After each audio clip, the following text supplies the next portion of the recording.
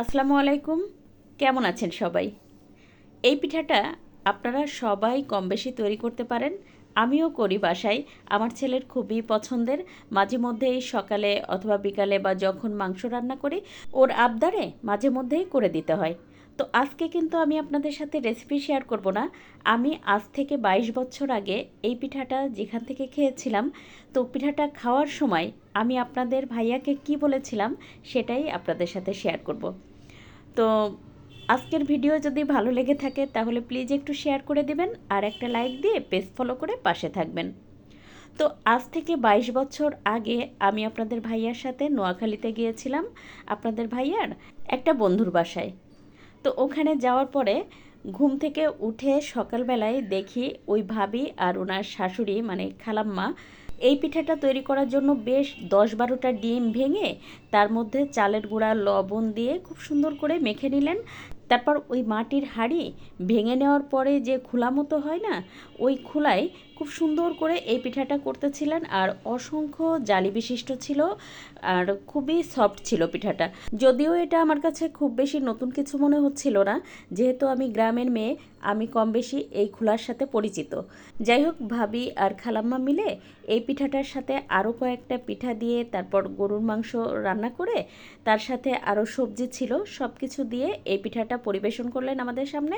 আর ভাবি বলতেছিলেন যে ওনাদের দেশের এটা হচ্ছে খুবই ঐতিহ্যবাহী একটা পিঠা আর এই পিঠাটা মেহমান আসলে ওনারা করবেনই।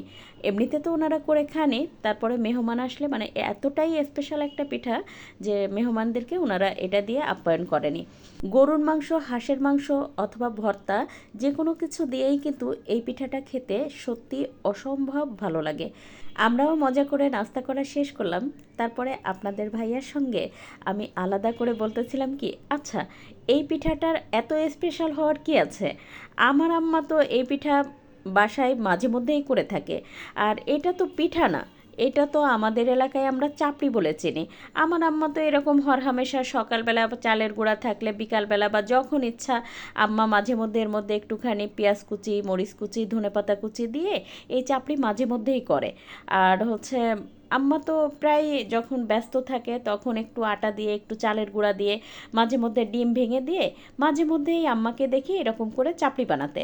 আসলে আমরা যারা নড়াইলের আছি অথবা গোপালগঞ্জ ডিস্ট্রিক্টের মধ্যে, তারা খুব ভালো বলতে পারবেন। যদি আজকের ভিডিও কেউ এই এলাকার দেখে থাকেন তাহলে আপনারা একটু কমেন্ট করে বলবেন তো আমাকে যে এটা কি অনেক আগে আমরা চাপড়ি নামে চিনতাম না।